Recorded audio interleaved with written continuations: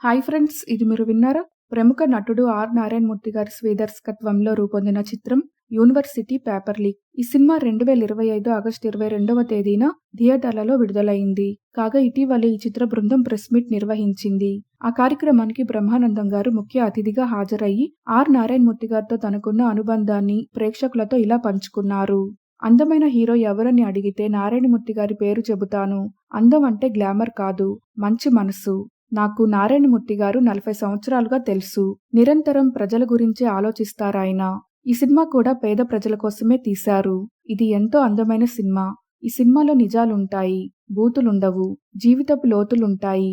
ఈ సినిమాలోని కొన్ని డైలాగులు వింటే హృదయం కదిలిపోయింది. ఈ సినిమా అందరూ చూడాలి, అర్థం చేసుకోవాలి. సమాజం బరువు మోసే వ్యక్తి నారాయణమూర్తి గారు. ఆయన ఒక శక్తి. నారాయణమూర్తి గారు చేసినన్ని మంచి పనులు నేను కూడా చేయలేదు. చేస్తానో లేదో కూడా తెలియదు. నాకు తెలిసినప్పటి నుంచి ఆయన ఒకేలా ఉన్నారు. అవే చెప్పులు, అదే ప్యాంటు షర్ట్, అదే ఆటో.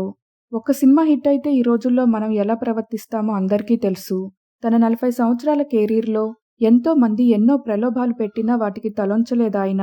నాకు వెంకటేశ్వర స్వామి అంటే ఇష్టం, నారాయణమూర్తి గారంటే ఇష్టం అని తెలిపారు బ్రహ్మానందం గారు.